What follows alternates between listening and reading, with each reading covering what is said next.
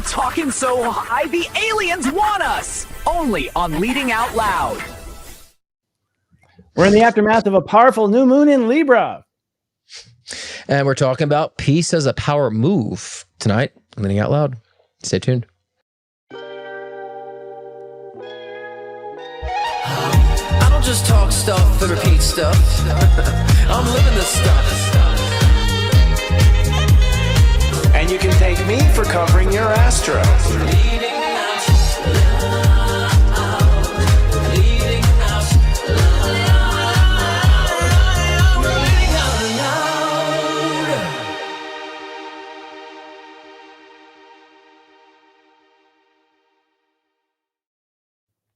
Welcome to Leading Out Loud, the spiritual shift show that's luminous and discerning. I'm psychic astrologer Christopher Witecki, the sensei to Sirius Joy. Oh, are you? I can't hear you, Scott. Can you guys? I hear you. Leading Out Loud. Muted. I was muted. You hear me now? Yep, we can hear you. Okay, all right. So I'm Scott Cruz, psychic medium and mentor with ScottCruzPM.com. How are you doing this week, Christopher? How's everything going? I'm all right. You know, there's a lot. I mean, the end of Libra has been tough, man. Like, just because I think Libra is so soft. You know, like it's a soft energy, and so things throw out that scale easily, kind of thing. But overall, I mean, from this place in my life, straight A's. You know, as far as like honestly, like as far as the effort, you know, I don't know if that people give me straight A's, but I give myself, you know, A's for effort because I don't think any man can do what I'm doing. You know, like so I feel good about that. Do my best and try to be good to myself. In the meantime, that's the hard part. You know. Yeah, of course. I mean, I think that's what Libra. You always have a difficult time in Libra season. I feel like it's always I do. Harsh. Yeah. do you too? I mean, I do. I tell him. I said last year that was my hard time. You guys are like, is this guy full of excuses? Well, now you know.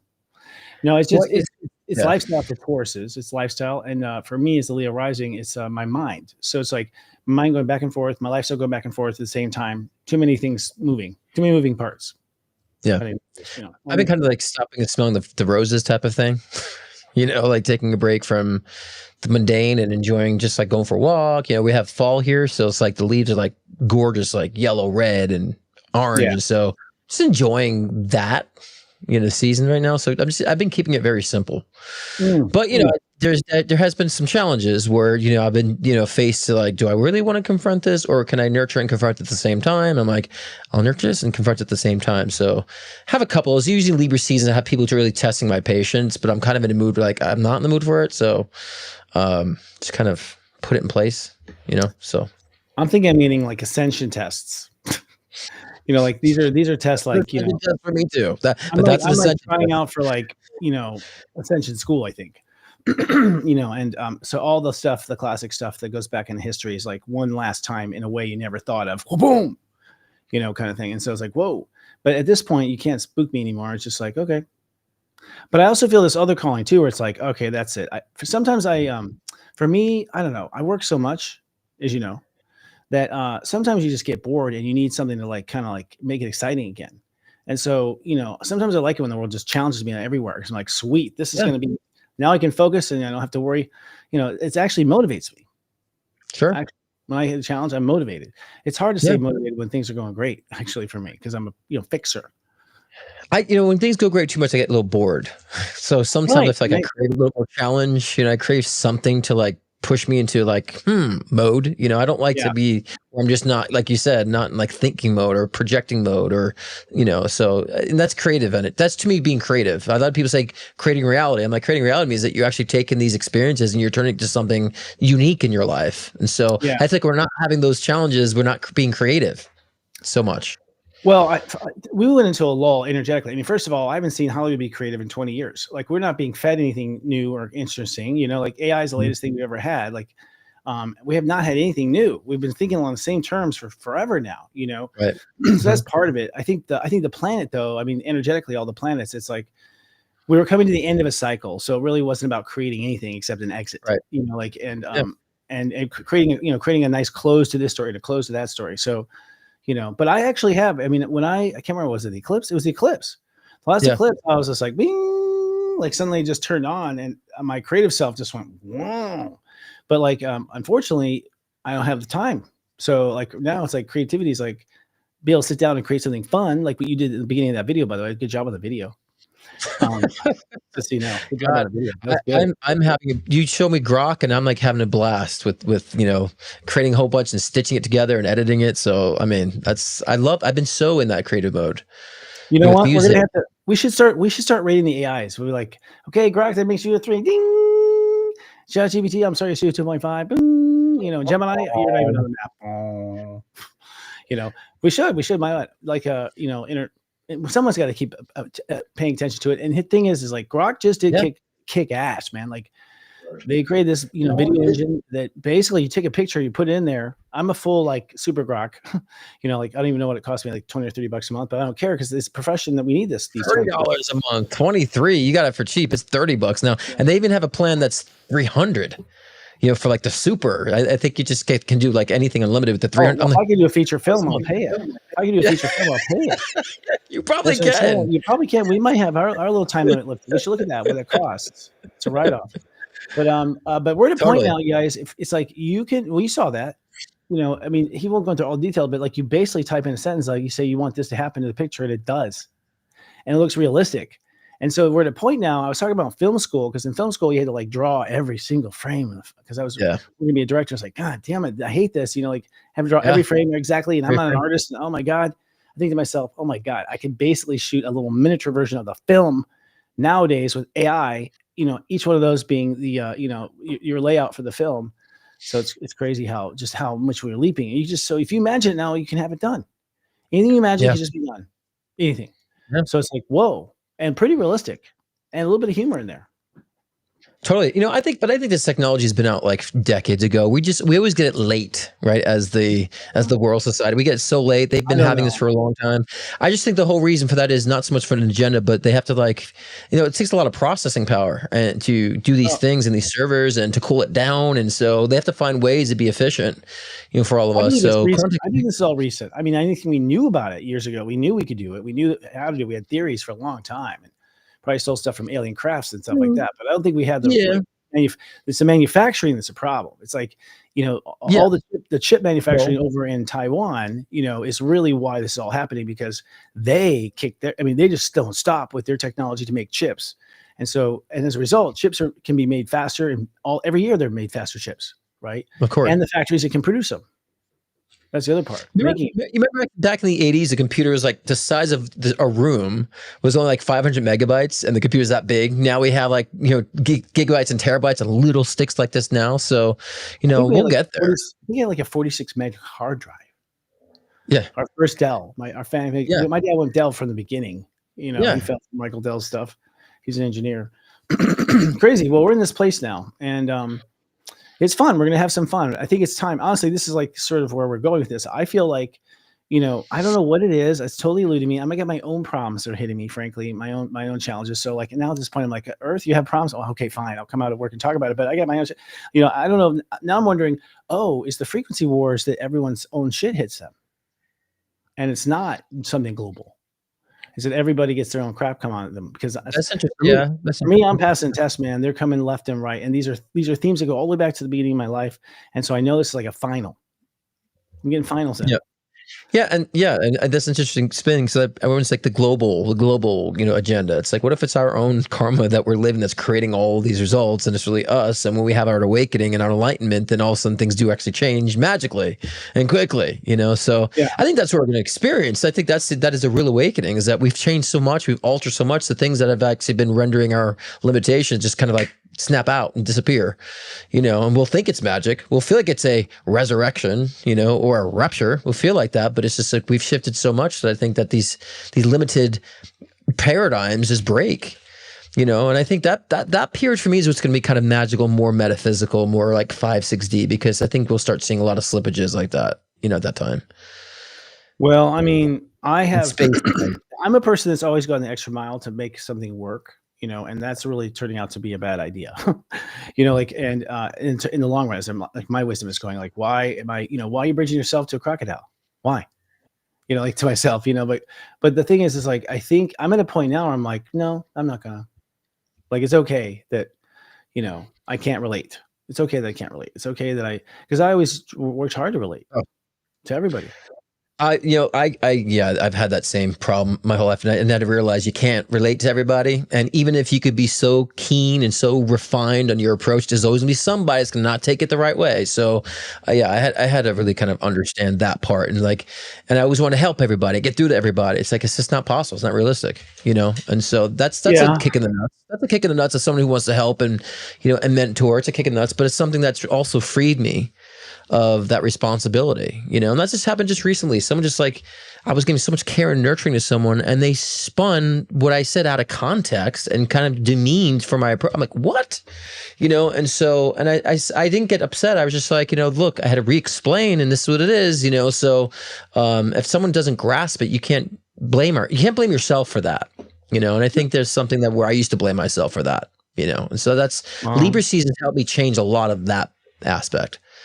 I think guilt. that everyone around you is a reflection of something you're working on. Yeah. So everyone you draw on, so you're working on something with that person. You don't realize that you're kind of both playing roles, and it's a reflection of you anyway. So it's like I think you just go from awareness where you get caught in like playing it with them, and then you go, wait, why them? And you realize, oh, there's a step behind this, which is and what I've learned, the step behind it is the way you treat yourself, like the way you respond to yourself, is actually I'm finding out. I think the magic, golden pixie dust that makes things happen, because we thought it was always out here, but if you just respond in here, and that's what I've been focusing on. I mean, so I've been trying to practice my own preach, really, honestly, because I've had a lot of stuff come in and I've had things hit me, and now I finally stop having to practice what I've told people to do, because I was going through a real smooth period there where it was an issue, but now I'm having to eat my own medicine, you know what I mean? Which isn't bad. Actually, it's cool. And then, the producer is like, oh, this is great. We've got documented me using my own stuff, but I really am in a place where I'm like, thank God I was able to channel this stuff. Well, I think for all of us, it's hard for us to really understand that sometimes we're in the correct, because I spent the whole time judging and taking the fault for things, and things I shouldn't have taken the fault for, responsibility for things. So it took me time to realize, no, I'm good here. I'm not the blame here, right? And so in these situations where I'm not the one that is off here, it took some time for me to allow myself to say that, because I've always wanted to be humble and always look within to say there's always something I can change. But that's been my lesson. And so when I had that situation in how I responded, I was like, wow, I didn't feel guilty. I felt like I stood, with my own power, and I also did not get defensive or about it. I finally found the peace of that, not being responsible. So, and I think a lot of us have a hard time to say we're correct. Those of us who are very humble and empathetic, it's sometimes we get lost in that, and we end up doing the things that we don't want to do and behave the ways we don't want to behave unconsciously. We become the person we want to become because we're resisting allowing ourselves to feel like, no, we're correct on this. And so then we don't go off the deep end, and the self-love. I mean, I'm the same way. But the hard part for me is, and this, I don't care what it sounds like, but the fact that they go away thinking they're right and I go away thinking I'm right, and that just bugs me. But I know that is just something that you can't expect. And for whatever reason, I have this deep calling to convince them that I'm, not that way. But then I realize it doesn't matter if I am or not.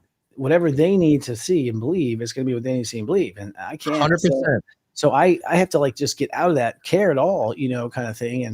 And which is fine. I don't even know where I got that self-conscious, to be honest. I didn't try to be, I find myself like that. I didn't realize I even was doing it, could be just a result of my childhood, who knows? But you catch yourself in that. But I think these types of things is what we're aspiring now. This is, Scorpio's it. You're right. We'll talk about this in a minute when we do the planets, actually. But Scorpio's it. That's when you cut stuff out for good. And Scorpio is for good, right? So, So speaking of for good, we're going to focus on peace around the world tonight, Scott. That's right. Our headlines of the week are going to talk about nothing but peace. All right, so let's put up some headlines. Piece of pizza over here. For instance, the Gaza peace plan at a precarious moment, according to the UN. Reports of civilian violence and casualties on both sides. See, you just can't help it. When I feel it, the energy of it just hits me hard, man. I had a thought about this the other day, and I was like, the way I rationalize this stuff is that although I hate it, I don't want it at all. It's because I did it in past lives. I know I did it in past lives. I know I was violent. I know I did wars. And the reason it makes me sick is because I know I did it. And I don't feel bad about it. I feel bad about it. That's really why I feel bad. That's the truth. I have memory of it and all this other stuff. So, but I think to myself, God, maybe everyone has to go through that at some point on the earth. Maybe that's part of the earth tour. You go through that. That's just as horrible as it is, it's like it seems like there's always fresh, carnival riders coming in and going through the stuff that we thought we were over 100 years ago or 200 years ago. We thought maybe civilization could get past that shit, and it's like not some civilization, right? And I'm not saying we're perfect. I'm just saying I'm done with violence. That's for damn sure. I'm done. I don't see why humans need to deal with that at all. Like, it's just we're at a point now where we really should stop violence. But that's my point now. Let's stop our violence, guys. Period. Well, I mean, I always say that's where empathy comes from, because you experience it in your previous incarnation. You've kind of come full circle with that. So, and people who lack empathy, I just feel like they're undeveloped, karmically. And so I feel like we all need to go through those cycles. How else are we going to evolve? So we signed up for it. A lot of us lived those types of incarnations, and some that are living it now. And so we can't judge that. And I think if we ask ourselves, what is their karmic experience? It might make sense, and especially when we look at someone who's suffering, right? We can look at that person's like, that's horrible. But then if I told them, well, that's Hitler reincarnated. Oh, well, good. He deserves it. See how the tone changes with people all the time? So if you understand there's a purpose of that individual's evolution, you won't feel so helpless. But that doesn't mean we take a step back on fighting against those things. That's what we're at, to revolutionize. And I agree. I've experienced a lot of that too, because why I have the pain, I can relate, because we've been there, in our previous incarnation. So we still need to carry on the revolution of change too, even though people have cycles. And so, I think, I totally agree with that in that sense. And I look at that, it breaks my heart, because we've been there, done that. And we also understand how unnecessary a lot of it is, but on the soul level, they're all benefiting. We're all benefiting from all that, even the observance of such. We're evolving. Well, I mean, we are. And I'm to this day still convinced that this is a video game. I mean, not a video game, but God's conscious, God's technology. But like basically that this is all just to see what would happen. Like I think we're looking at each other like a fish, like an aquarium up there. We're just like looking at our little avatar like an aquarium. We're just like watching ourselves run around the earth do shit. And we're like, that's so cool. Just like we're doing with AI, like I think it's a weird, like I'm just a creation of my creator, which is my higher self that punched us in and paid whatever, soul dollars for it. Right. Let's go to the next headline. All right. Ukraine-Russia war. Peace talks appear to be collapsing. Planned summit between Trump and Putin in Budapest was postponed after Russia rejected an immediate ceasefire. Right, of course. Well, immediate ceasefire. I mean, that seems like Putin's at least he's like basically a bat, like in a Bonds film. He's like a gambler that's going to last for a long time at the casino. Sure. The way he's betting stuff, he just like keeps betting. And I think the Bond film in the casino, I can't remember what that one was, but it seems this is what I feel like we're in. Yeah, and I think, again, this is not a surprise to me that, the meeting was postponed. I feel like, Trump's going to come pull and Putin's going to pull back. There's always going to be that kind of back and forth energy with this, so I'm not surprised. But, there's always going to be a postponement for peace. There's always going to be a fight for peace in this situation. So, I'm not surprised about that. And a lot of people say, there's more violence now than ever. I'm like, I don't know. We used to like hang people, stone people in the middle of the courtyards. We used to behead people like naturally. So I think we've come a long way. I just think people are seeing a lot more people being expressive of how they're feeling, and that kind of conflict that doesn't always interpret to violence, but we've been so much more violent in previous ages. So but I think that if you look deeper at what's going on here, we actually are on the road to peace. If we look a little deeper about how things are shifting and how people are more conscious now, even with the wars we're having, we're probably still at a low death rate, like compared to where we were like 500 years ago. People were dying at this time, like dying of and we're talking about peace. Yeah, but we're talking about peace now when it comes to these things. We're talking about peace deals now. So it's in discussion now in our consciousness, Well, it's expected now. It's expected. Right. It's exactly. Yeah. That's what's most important. Let's go to European countries for 100, Bob. European countries working with Ukraine to develop a 12-point peace plan. Okay. Key elements of ceasefire along current front lines, international monitoring, and rejecting major territorial concessions to Russia. Well, yeah, this is like watching paint dry. I mean, to me, whatever. And I don't mean to be disrespect, because our government is so screwed up here. Like, we are so screwed up in the United States. We know it, by the way. We know it. And we don't, we know it. It's just, so you're out there and you're looking at us like, we fucking know. We don't know what to do about it. We're not quite sure. We know how out of control it is. We do. And it doesn't get talked about or put on our news, but that we all know it. We all talk about it. And in Europe too, it's like, what are they doing? When I look at that one, it's like, just I don't know. It's really all one, big hoo-ha. Well, I think what's slowing us down is the fact that people like identified with their political party and who they voted for. So therefore, whoever they voted for can't do no wrong. So we got into this like argumental defending the politician. And I say, I don't care whoever I vote for. I hold under massive scrutiny. They better do what I wanted them to vote for. I'm not going to make excuses for them. And so too many people now have turned this into a sport. They're like making excuses for their politician because they didn't want to make like they lost the sport. And this is what's really hurting our country. And this is what's making things go even more crazy right now. You know, and allowing these corrupt politicians to use our country as a pawn, basically, in their game, in their business. I'm just gonna keep saying it now. I've decided. I'm just gonna keep saying it. I think we need to fire everyone. I think the country needs to just fire everyone. I think we should just be like, okay, we're Congress, everyone elected. You're all laid off. We got to start over. We have no faith, and just who knows? Maybe take a year and a half to replace everybody. I don't know. We just coast for a year and a half and just replace it. I feel like I would start over, like scratch. There's nothing in the Constitution. Have you watched Congress hearings? It's like a Jerry Springer show sometimes. It is. How they're bickering. It's like they really talk. Have you watched England's? You know, they are literally like a Monty Python show. It's like, whoa, something crazy. All right. Our next item on the bid today is No Kings protests draw mass turnout across to decry Trump. Demonstration in U.S. cities described as largely peaceful. Estimated 5 to 7 million people attended across the U.S. That's a lot. I will say, like, we had one in Reno, Carson, and Lake Tahoe, and so we kind of drive through because we were going to Lake Tahoe anyways for some cookies that we saw someone make, and so we saw them, and yeah, they were very peaceful. They were like people cheering, dancing, and so yeah, it actually was. I know, like years ago they were saying peaceful protests when it wasn't peaceful protests. They were burning shit down, but in this case, they have been. People were handing out drinks and snacks, and the three I've been to were big, and they're pretty chill, pretty cool. They're all kind of like. That's so America. That's so America. We're like just handing out like little grocery snacks that we haven't even made ourselves. What's the water? Like they were so. Yeah, what's interesting about that to me is, this is Pluto is where it was in the American Revolution, and back then it was about King George, and the No Kings thing was alive at that same time, but it was actually England, which is the king. Now, we're accusing ourselves of being the king, the evil king that's gone down, and to some degree that's true. But I got to tell you. One king can't do it, guys. It's a network.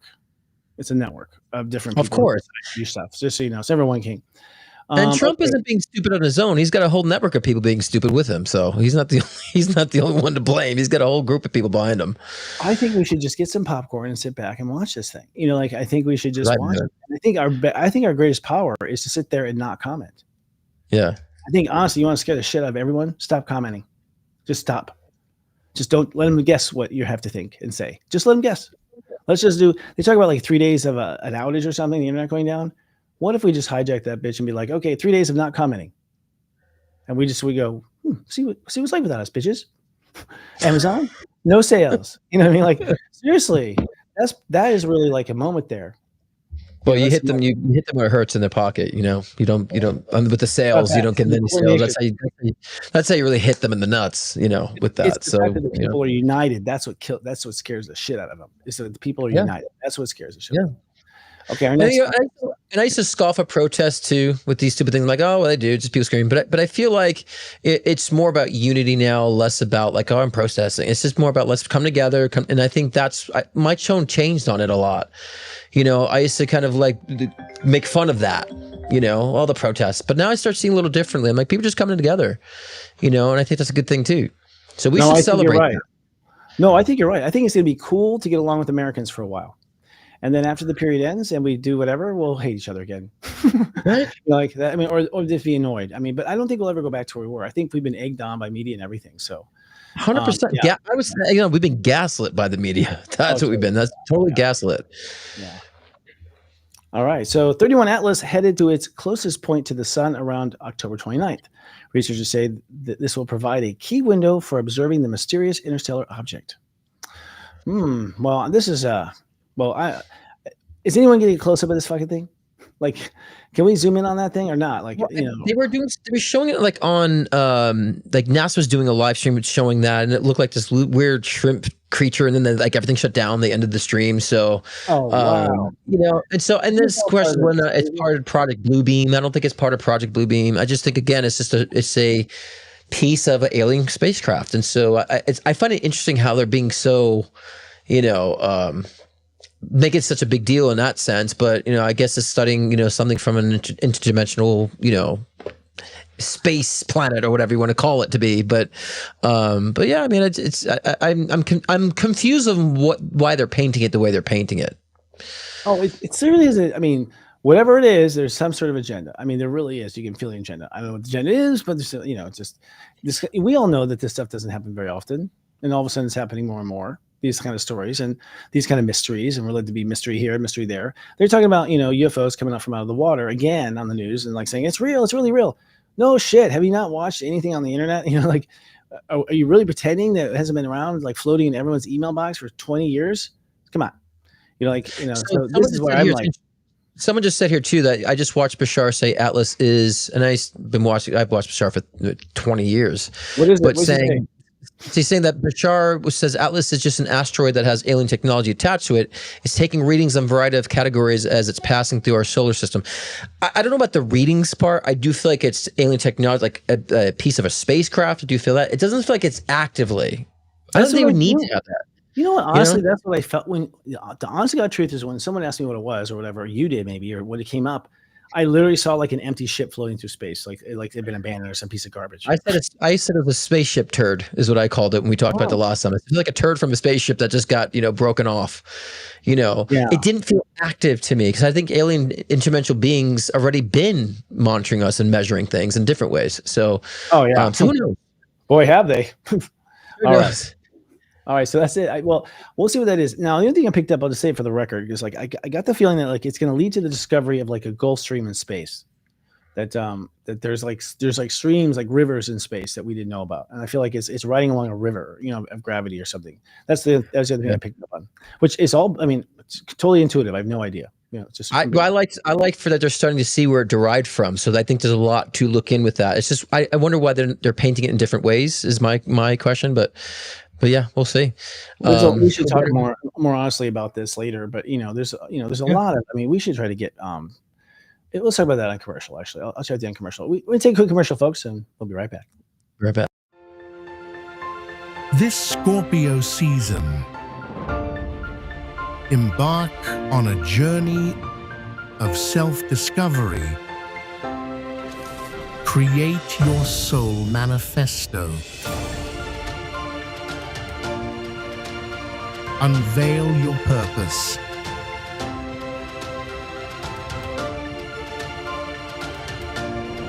Live your truth. Welcome to 40 Days of My Truth and Purpose. Enrolling now, only at Sirius Joy Academy.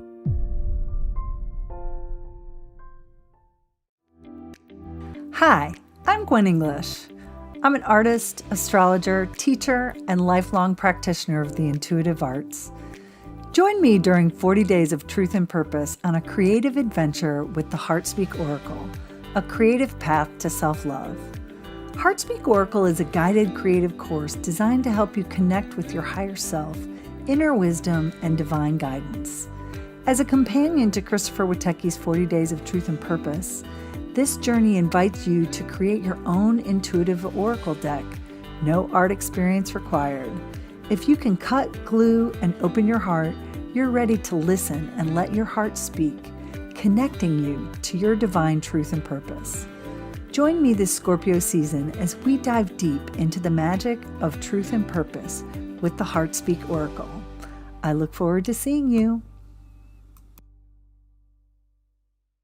I help people to kind of get in touch with their gut, which some people believe is your first brain now, right? Right. And what the coolest part about what I do is that it's not like I sell anybody on anything. Like, people come to me because they know that they need to get to me, either for higher self work, colon hydrotherapy work, how to have like living food in your world, how to create your purpose, how to tap your intuition, how to align chakras, systemic like energy moving through the body. I take care of people to help them to realign their integrity within themselves for their mind, body, and spirit. And the integrity is really the right relationship. It's not like a moral judgment or anything.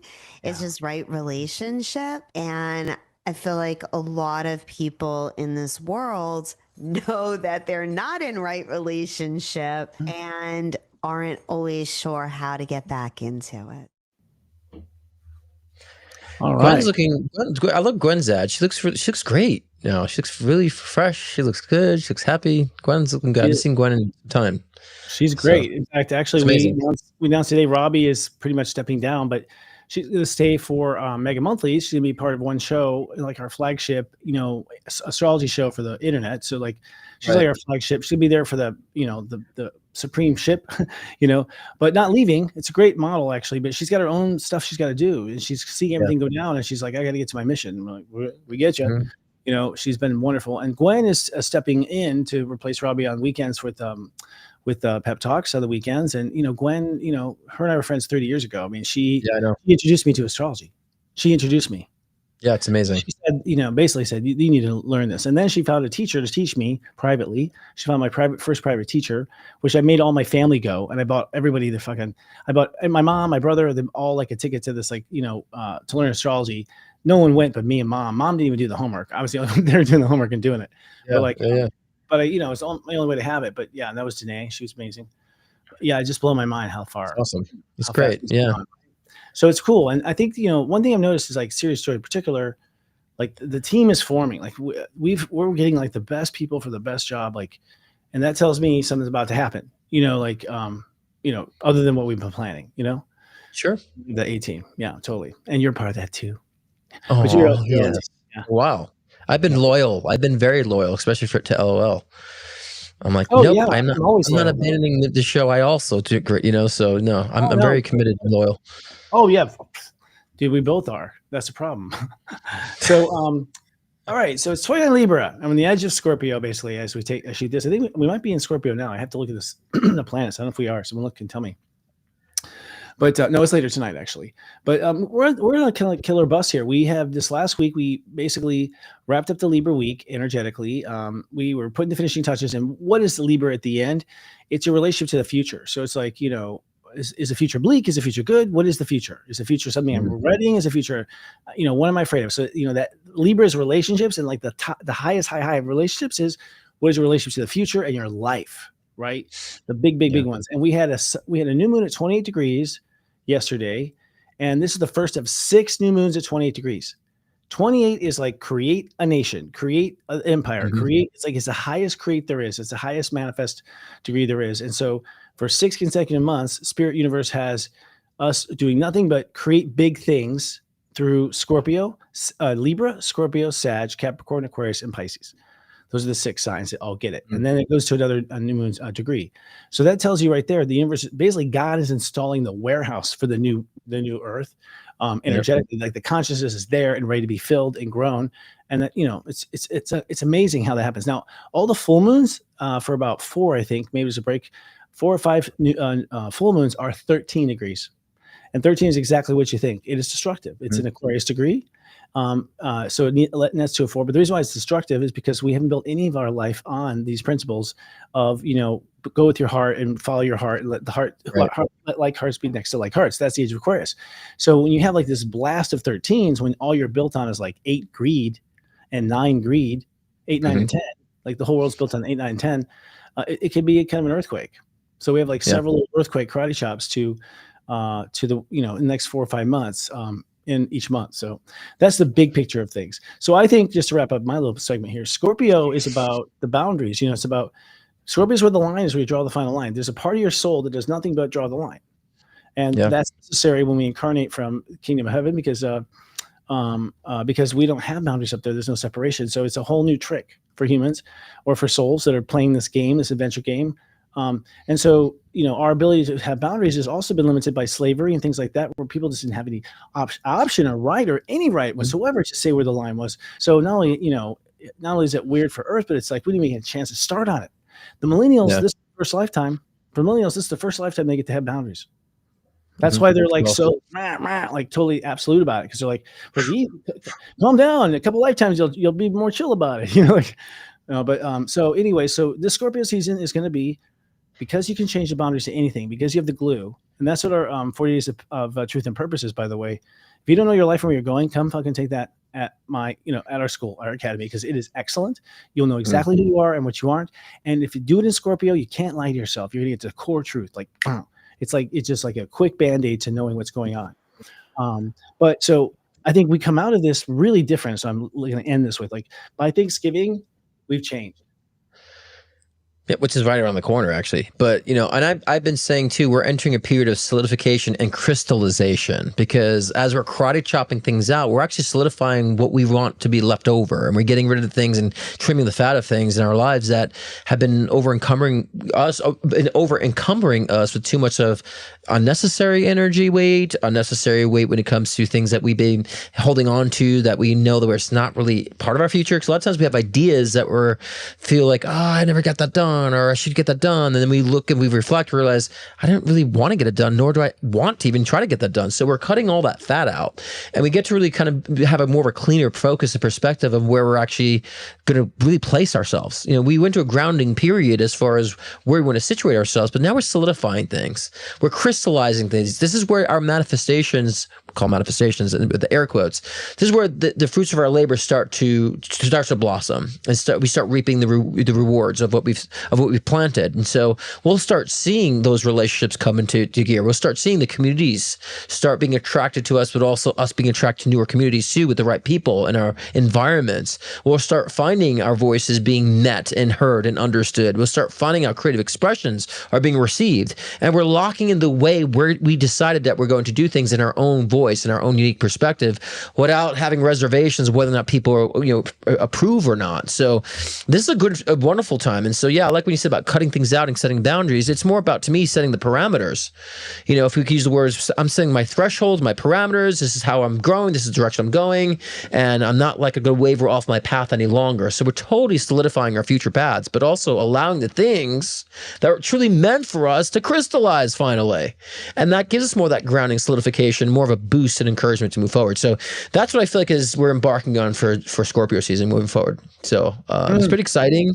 And I, even looking at my chart, it's a lot of major changes. A lot of what my chart was talking about, more about the public. So it's like interesting. So I've actually become to a solidifying about where I want my voice to be and how I want it to be, portrayed, that I think that now that I've checked that box, then of course is more public involvement. So, so yeah, it's a wonderful period, I feel, in that regard. Well, I hope it's delightful. I've been telling myself it's going to be delightful the whole time. But for me, delightful is like, multi-lifetime in the coming, where human beings are finally like ready to do something about it. I'm just so grateful if that's it. Please just give me that. Like, just give me that, I'd like to see it. I'd like to see us move forward. And I think it's because we've been confused, tricked, and all these things. I don't think it's really our fault. We never can get around they always, whoever they are, they've always had more information, more intelligence, to handle stuff and be one step ahead. But now it's finally starting to gain, neck and neck as far as education and access to like AI and all these types of things. So it's an interesting moment. But Spirit tells me very clearly, this is it. This is the graduation of Earth. The Earth is going up to the next level. The whole attraction is moving up. I know people know, but it's like, part of the job of this whole game that we're in, this, the simulation, is that heaven like made it like from the beginning, like a cell, and then let it start growing on its own. So it just grows on its own. And so if it's going to grow faster, it's going to take really wise souls that parachute down in, share their knowledge, and grow the damn thing faster. It doesn't happen from like God, like hovering over and like making it all grow. Right. Exactly. We go in with intelligence. We go in, we incarnate. The people get smarter. The people are tied to the matrix. They're tied to the game. So the smarter the people are, the smarter the game is. And the game is going to go to the next level. That's what it's doing. And that's what 5D is. It's like more resolution. Just like we went to AI, which is paradoxically weird. It's like, holy crap, I didn't really put the two together. It's like, oh, when we go to 5D and Age of Aquarius, we get AI then? Oh, that makes total sense. How do we do when people would ask me when I was a kid, like, would you believe in creation or evolution? I was always like, both. Like, there was created and things evolved. It's kind of all is true. And so yeah. And again, people are so afraid of AI. I said this last week too, but I'm like, as machinery is evolving, we have to remind ourselves that we are evolving too. And so now is the time that we need to be asking ourselves, am I seeing things through an expanded view of consciousness, or is it still very mundane physical 2D? So if we challenge ourselves to at least reflect, if we're using expansive aspect of consciousness, we'll know when we're not, and then we'll know when we need to start doing so and start looking at things from a more higher dimensional 5D, 6D, whatever you want to call it, perspective, so we can see beyond, right? And so I feel, this next 5 years up to 2030, in order for life to be easy for you, it's going to require that you have intuition. It's going to require that you be psychic. It's going to require that you're going to be empathetic. If you're not tapping into those abilities and those traits that we all possess, you will have a difficult time moving forward. So that's why I'm trying to help teach people intuition, teach people how to tap into their own energy, Yeah. As I do in my own way. Yeah. What's that? Everyone is, look, guys, you're all psychic and you're all telepathic. The problem is that you are dismissing it as your thoughts. That's really it. You just keep thinking it's your thoughts. You think you have one category in your head and it's thinking. And it's like, actually, no, very subtly, they're not the same. They come from different places inside you. They feel different inside of you when they go off. They come out of nowhere sometimes, or sometimes they're logical. Like, you learn the pattern of your conscious. You watch your conscious, you start to see the patterns, like, wait a second, and you realize there it is right there. And once you can find it, then it's always there. It's like, it's never been wrong once I found it. It's always been correct. And I can't believe how accurate it is. I mean, for me, it's so accurate that it's like I always get exactly the answer I want. Now, it doesn't help me, believe it or not, to get the answer I want, because I'm like, oh shit, how the fuck's that going to happen? So when I find out the truth, I don't still know what to do with it. You know what I mean? But it really is something that can be perfected. I think that the next generation of kids are going to fully remember their past lives. They already are now. Parents are talking them out of it, but like, I hear stories all the time. I mean, my friends who have young kids now, my friend Kristen, she's got a son. She's like always sending me little things of like, look at that, bro. Like that the kid was aware of all that stuff at a young age. And you hope for that as a light worker too, that your kids are aware like that. Yeah, well, mine was so accurate, I made a career out of it. So yeah, anyone can. So, it'll be like a point where it doesn't matter. It's right. Like, so what I'm saying is, we have to know that the whole fear of AI stuff, that if the machine is expanding, we have to understand we are too. And so ask yourselves, you don't feel it, how are you expanding? And we could be more in tune to how that's happening, because by 2030, I've been saying this for a long time, psychic ability will be confirmed. Again, it's been confirmed. It's just been suppressed. It's been confirmed in 1940s, but it's suppressed that information. We use it to plan wars. We use remote viewing to plan wars in the CIA. Remote use, target, every day. Like our government uses it to fight wars. Okay, that's all you need to know. It's like that's all you need to know. Like, but the thing is that when everyone's aware of how to do it, like suddenly it just everything changes. I think that is really the breaking point. I'm thinking, what really tips the scales into like Age of Aquarius, and it's like proof of afterlife. As soon as it's without a doubt that we go and come back, the whole damn game is over, because it's all been fear of death that's driven everything. The necessity for war, everything is all fear of death. And you're like, oh, you mean everyone comes back? Yeah, we just reset the game and you're fine. Like, oh shit. Like suddenly, what does that do? Does it make a person go, I'm going to go ahead and, hurt this person? Or does it make a person go, oh, they know who I am every life and they're tracking it. You know what I mean? Like, well, I don't know what the realization is, but it's definitely a shift in everything. That's really what we want. That's why religion's been controlled, I think. I think religion's been controlled, like, so that as long as these idiots don't realize, that everything's fine every year, every life, then, we can manipulate them while they're here. But I look at things differently now, because I used to be like, oh, it's an agenda for control and all that stuff. And I always said, but why? There is people who want that, but I also feel in the bigger picture, we at those times were evolved. We were chaotic. We needed a sense of control. Those past versions of ourselves, we needed religion. We needed some sort of source to pull us out of our dark ages. So I think those things have been lined up to control us in a way so we can actually evolve and take the next step forward. So we're evolving out of religion. We're evolving out of these other traditional mundane things. And so I just think they've always been needed. I've been seeing things a lot differently lately. They were needed. They were stepping stones. They could have been the truth. They could have been the truth. Like, it's part of it. It's all part of the way we're changing. So like the things I used to scoff at, I'm not scoffing at anymore. I'm like, well, that was needed then. Now we're here. This is a different story now. And I tell people, in order for you to understand what you're getting intuitively, I said there are two parts to imagination. We create and we receive. We do both. And so a creative process is a very external. It's a very extroverted energy. You can feel that energy, that overt energy. But when you're receiving something from spirit, it just kind of comes in. You can, if you identify and sit on it, you realize it kind of came in. It's not like I pushed it out. It came in. Where did it come from? And so we're more conscious about how we're receiving information, or the intuition, how we're reading something, or how we're exporting things. We can identify more clearly, oh, I received this information, and we'll at least validate it. And so people say it's hard to trust it. I'm like, what the hell are you trusting in then? Your logic that's faulty from past experiences, or an insight that you just can maybe give some little bit of attention to and see where it goes. And so I think the whole trusting thing is not an excuse to not go with it, because it's hard. Look, guys, you don't trust anything until you trust it. Like you just observe it. I mean, what I tell people is you just watch it. You just watch the pattern yourself. Like, oh, that's interesting. Oh, that's interesting. Oh, interesting. Trusting in something. And here's the thing. Well, I start to trust over time. I'm a Taurus, so it's like over time, it's like shit. This is always, or just things that came out, like weird shit that came out as far as premonitions and stuff. And then it happened. I'm like, oh my God, like I really thought that was just like an amateur, and here's the thing. It's like spirit uses imagination. When you get a message from spirit, you type it up in your body, and present it for you with your own artistic ability and your own imagination. So yes, it looks like you and how you would create it, because that's what they're communicating to you is the language of you. Like you're being communicated through language of you, the Morse code that only you know, and the imagination that only you know. And it's exactly how you would do it if you were to do it, only you never requested to do it. You never thought about doing it. It just did it.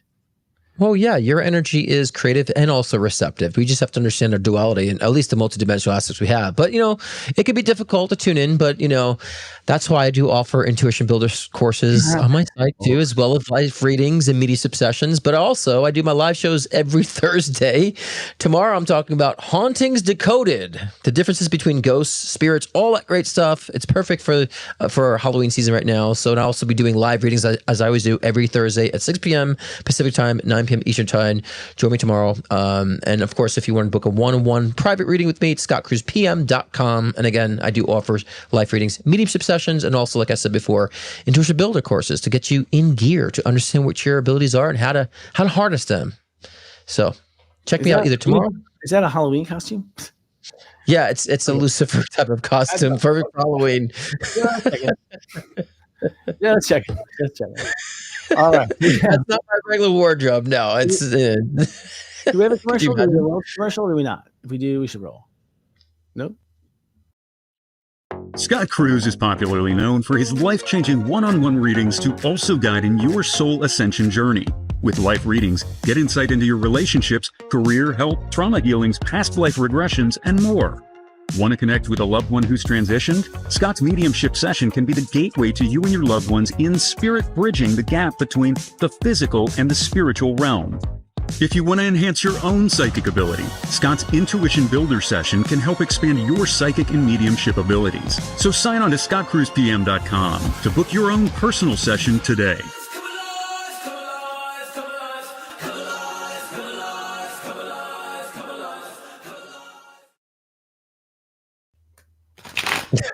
Doing tarot cards. Wow, that was very good. Crazy times, y'all. So let's get into this topic. Let's reframe peace. What is peace? And so our EP suggests that peace isn't passive. Peace isn't passive. Yeah, and I think that's a good way to think about it, because I think people may associate peace with like no movement or no progression. And I always say, when I'm at the most peace, I'm the most productive. Like I'm not sitting back, and so like peace just means you're at a nice resolve, and peace doesn't mean you're jumping for joy. Oh my God, I'm so excited! Like that's also energy that's out of alignment. Peace is this very solid grounding energy in that sense too, but also connected to spirit. So yeah, I find when I'm in peace, and I'm sure when you're in peace, like just you're most productive, you're most creative, most effective. So yeah, it's not passive. We're not sitting back. And I'm in at 9. I'm never at peace. I mean, like it takes motion to calm me down. It takes motion to calm me down. I need to be calm down. But that's what we're saying, Christopher. It's not passive. So if motion gives you peace, that's it's not passive. That's a good thing too. No, I agree. It's good, but I don't know if I've ever felt peace. Peace is not compliance without justice isn't sustainable. Peace is not But wait, compliance. hold on a second. Hold on. You said you didn't feel peace. What do you think peace is? Peace is the ability to be at rest. What do you mean at rest? At rest means that you have no need to move, no need to act, no need to do, no needs. You are completely without any energy requirement of yourself or the world of you. You're left alone to just be yourself. See, my definition of peace, no triggers. My definition of peace is that I'm an acceptance of what is and unaffected by it, right? So that's my peace. So that means I can do whatever I want to do. I could be vocal and be at peace. I could stand up for things and still be at peace, right? And so I think that even inspiration is peace, and so I think that we all probably define peace a little differently, which is why I want to stop you on that, because I define it differently. And we all know that peace energy is like you said, no conflict, right? It feels like it's resolved. It feels whole. And so I found my peace through, again, objective, unaffected, and not trying to critique everything that is, and everything's bad. There's an agenda. It's like, it all has its purpose. And when I know this, I feel like everything is perfect. Everything is doing what it needs to be done. And that's my peace, and I could be loud and express to be at peace, or just sit back and be at peace too. So I think the reason why I want to say this, because we all have a different definition of it. True. And you were actually giving examples of what brings you peace, and so I don't know if that can be the actual what peace is. It's like, so I think this, obviously we're uneducated and we don't have very much common knowledge in the country to talk about it, because we're crafting it for the first time here. It hasn't been something that's been an option. But I think the reason is because everyone is defining peace in a different way. I think that's why I wanted to bring that up. I think that's why we're not experiencing that. I don't even think we realized we lost the peace until, kind of like suburbia America. Like, I think my grandmother's generation was in peace. The whole country was in peace. Basically, Washington, Jefferson, all the forefathers, they're all in total peace. It was just nothing but just beautiful wilderness and a 5-mile walk to your neighbor. So it was like, you're pretty much always in peace, always. Mother Nature took it all away, made it happen. And that's really the big issue, is Mother Nature made it happen before. Now, if you go like Mount Shasta, anywhere that's like still Mother Nature, you're in her world, and you are Mother Nature is pulling you into peace and pulling you out of that high strung, city habit. So I think we've driven our people out of their peace and quiet, over all the things we've done. I know some of it's still brilliant. I know some of it's like, your phones, your smartphones, and how much we're, but are we intended to be at peace 24/7? Because if we're at peace 24/7, again, like we said earlier, where's our evolution? Where's our push to, you know what I'm saying? So, I think people think they're supposed to be happy all the time, at peace all the time. It's like, no, we have a range of emotions for a reason. And so, I think that people judge themselves because they're not at peace all the time, or at happiness all the time. And I think you're not at peace if you think that. Yeah. Well, I mean, I think the one thing about the 12 states of awareness, the 12 signs are 12 signs are 12 ways of being human. 12. And I don't know, all 12 don't want to be at peace. The mind sure as hell doesn't want to be at peace. Right. It doesn't want to. Our emotions want to be at peace. I mean, so everything has its, my point is that we're not going to ever be one thing ever. So the role of power in peace, apparently, is power not as domination, but alignment. The role of power and peace. So what Erica suggested, because I gotta feel like we should just give her this voice, because this is our executive producer who lays out some of these ideas, and I think they're great. And I think that she should get some credit for like some of these things. This is her 29-degree Libra. She's a 29-degree Libra. Yeah. You guys realize that, like, that is a a grandmaster of relationships that she is. She's a grandmaster. She had her birthday yesterday, or today was her birthday. Happy birthday, Erica. Actually, geez. That was a Erica, mindless way of saying happy birthday. I'm sorry. I just realized it from astrology, but the point is, like, she's any 29 is obsessed with, like, mastering their realm. And here she is posing these questions to us. We're like, what? Right. But when it says peace becomes rebellion or refuse to defeat chaos reaction, you can rebel for peace. I mean, if you're in an environment where you're enslaved to dictators and all that stuff, in order to find your peace, you will have to rebel. Or if you're trying to get out of a cult, you have to rebel to escape, right? And so I think we rebel. I don't think peace becomes rebellion. I think rebellion is where we sometimes have to rebel from things to find our peace and to go against the norm. She's saying what I was saying by saying don't comment. It's like we would freak the shit out of them if we just were all peaceful all of a sudden. They would just be terrified. Like we'd all become serial killers. But that's rebellion because you're like, I'm not feeding, I'm not reacting to this, right? Yeah. She says that is rebellion. She's saying this is a different form of rebellion. But I'm saying to her, it's like, there's no way in hell like the South can do that. You know what I mean? Like, not even that's not true. The South is actually pretty chill, actually. The North actually can't do it, to be honest. People in the North, Chicago, stuff like that, they're they have a hard time, I think, just being peaceful about it. South actually is pretty, the summer, the heat, everything gets you kind of just like chill, actually. But it's just interesting. I don't think everyone can just be at peace on cue. No, but I think there's a way we can find, these are the good topics ways to find peace. Like, for example, like I was saying before, finding inner peace when the world is in chaos around you. That's my objective and unaffected, that, state that I'm talking about. Knowing that this is happening, what it needs to happen. Trump in office needs to happen. The chaos happening on needs to happen. There's a reason for this. And we can sit back and be like, okay, I'm not affected by it, but I'm also being wise of how I can maneuver with it. Right. So, and that brings a peace too. And I think, again, I'm hearing a lot of people who are watching, like, talking about peace being complacency. And it's like, peace is not complacency. By no means is peace mean complacency. Oh, no. I mean, I think people are thinking of times where, like, the bully comes in the room and starts threatening someone in front of you, and you just shut the hell up because you don't want to. That is where you keep the peace because you don't want to make it worse. But that's like a 1 out of 100. Like you might. But sometimes taking the high road of keeping the peace does not create more peace because it enables bad behavior. And so here's the argument. Here's the area right here. Exactly. I feel like the next wave is what she's saying here, which is, you want to change the game. Don't react to their stuff. Like, if you don't react to their stuff, you will change the game. You will. Promise you will change it. Our reaction is what they're feeding off of. So it's like starve them to death. That was my attitude. I'm going to starve this, consciousness to death that's trying to feed off my reaction. I'm not going to give it to them. I'm going to let you starve. Find your fuel elsewhere. And I found that works really well. There's a frustration, there's a burnout, and they're asleep. It's like, because they were feeding off of me reacting. And so I think, I see that.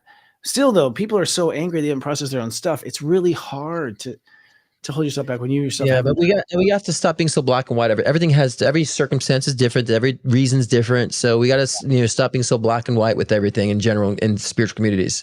It's not so black and white, taking high road all the time. Sometimes you got to take a stand to bring peace for others around too. And so we have to be discerning to understand this. If the people are so black and white, they always only take the high road in situations, then they're never going to create peace for those around and be a martyr for people either. So I really feel like everyone's being too black and white about this, and that's why I asked you before about we all have different definitions of peace. And if we actually allow ourselves to embrace our own definition of peace, then we'll probably all live in peace. As silly as that sounds, as simple as that sounds.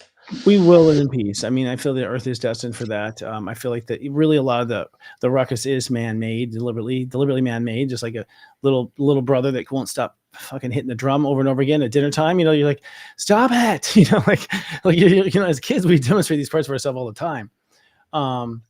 Peace and practice. So I do think that, finding inner peace when the world is in chaos around you, that's the next move, guys. Like, so as what we call light workers, I think light worker, find the inner peace, find your peace when the world is in chaos. I think that's the mantra for what has to happen next.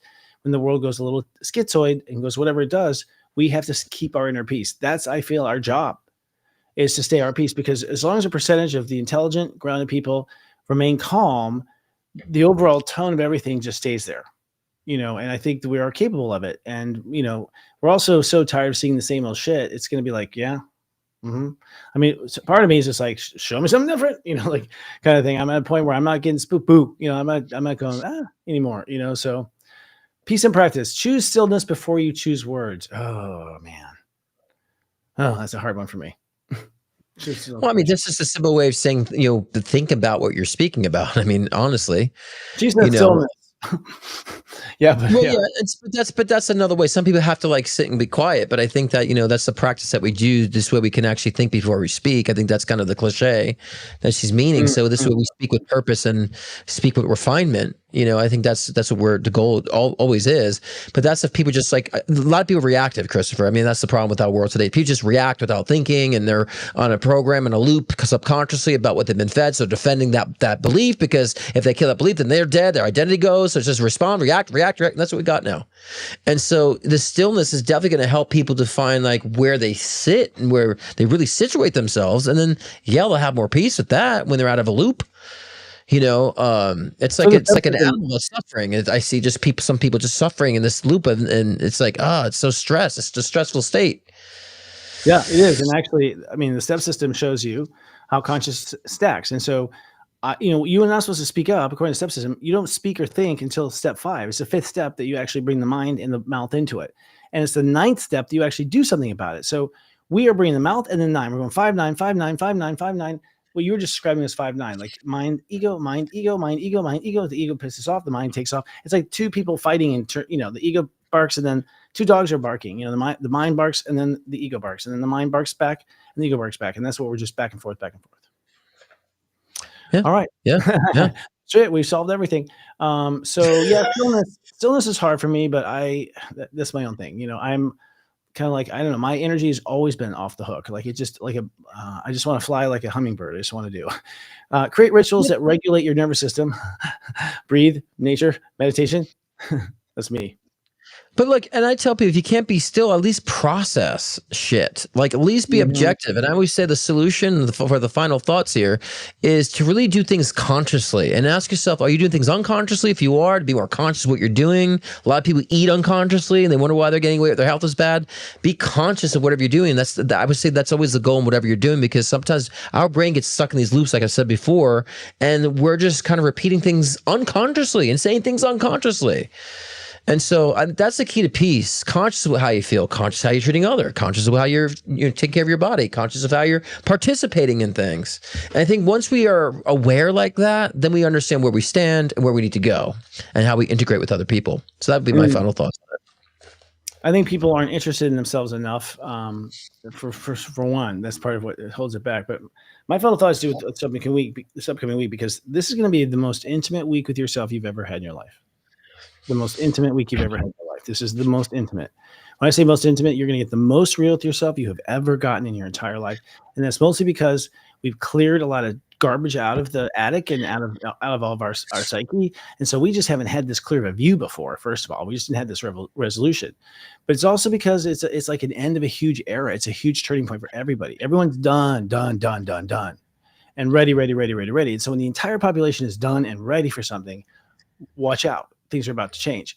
So you have to know yourself. And that's where I'll say 40 days of truth and purpose. I'm not kidding. I mean, this program is designed to help you know yourself. And that's my final, word as far as Serious Joy is concerned. It starts tomorrow, and all you have to do is answer my questions and follow your chart. And it's very simple. There's ciphers, so you can just like interpret on your own. I have this little thing you just cipher and figure it out of what your plans mean and stuff. And you will see right there for yourself, step by step, where you're honest and you're being honest with yourself, and parts where you see yourself, oh my God, I just tried to dodge that. Why am I dodging that? And so you just see right there. It's like a simple test and education to purpose. So anyways, thank you, Scott. Final card is the Hermit card, guys. So that means that's all going in within the self. That's all looking within yourself. It's not about the external world right now. It's about you. So Hermit mode doesn't mean you isolate completely. It just means that you're spending more time in your own energy space. It's what I call wizard mode. And I actually pulled a card, and it's 2 of Cups, which I have no idea what that means. 2 cups. Oh, that's partnership. That's actually partnership and things coming together. So yeah, I think that with the Hermit card and the 2 of Cups, when you're focusing more on your own abilities, your own energy, you understand how to bring more partnerships in. So I like that came actually right after that. And so, partnership, and that could be with business, it could be with relationships, it could be so many other different modalities, but just understanding that you have a partner in crime is good. When you understand the self, you attract that easily. Someone can mirror and it's all about mirroring energy too. So, that's true. Yeah, he's right. Well, and that's how it's going to work when we get in. That's how it's going to work when we come into cultures. So I feel, and I'll just say this now because I feel like it needs to be said. Y'all, we're going to all find the people that we like to get along with, and we're going to hang out. That's what's next. I'm not kidding. That's what's next. You're going to find the people you like, and you're going to hang out. And let me tell you, I'm starting to find those people, and I'm having a blast. Because I think that's the next stage. The next stage is really kind of a party phase. We're going to party. And I've always known it's going to happen. I mean, parties, like everyone's just be excited, hang out, stay up late, eating food all night, around the kitchen, blah, blah, blah, like whatever your version is, it's going to be wow. Just being with like kind of souls. And that's where we're next. I think that's next. Yeah, sure. And then it's in that space that when something happens there in that group, that's where we start to get the collective vibe. We're like, well, you're not messing with all of us, like suddenly there's this like, team, because we've been separated. So yeah. Migration. Interesting. I pulled a card tonight too. That's crazy. All right, so that's it, folks. Just let you finish up there. Your final thoughts, but yeah, it's what's next week? I just want to see you next week. We're talking about being fearless and free, just in time for Halloween and Samhain. Spooky. Scott, don't forget to share your show. Oh yeah, again, guys, tomorrow night, 6 p.m. Pacific time, 9 p.m. Eastern time, my live show. Join me tomorrow. Live readings and chat, which I am talking about Hauntings Decoded, Ghosts versus Spirits. So just in time for the holiday. And again, get your live readings in or scottcruiserpm.com. That's how I'm signing off. There's the banner there. I should put fangs on that picture too. So oh, goodness. But some maybe a question about the different dimensions of spirit. Is that a ghost, spirit, or soul? So I get into the depths of that and poltergeist that I've experienced growing up too. So yeah, tomorrow night. Good stuff. All right, folks. Well, don't put up with the shift show. Make sure it's all about you this week and lead out loud. Good night, guys.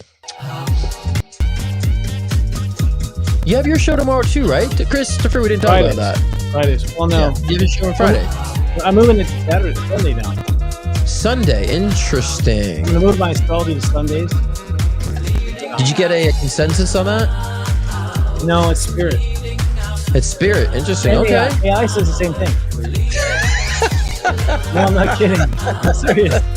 So I've been doing it. I mean, I've always felt like it's a Sunday thing, But I didn't want to do church, so I was like, ew, church, and so I never did.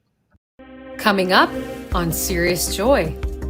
Master astrologer Robbie Hunt is airing her last self-study haul this Wednesday. Join Robbie for her discussion on the gift of your sun and how owning it changes the world.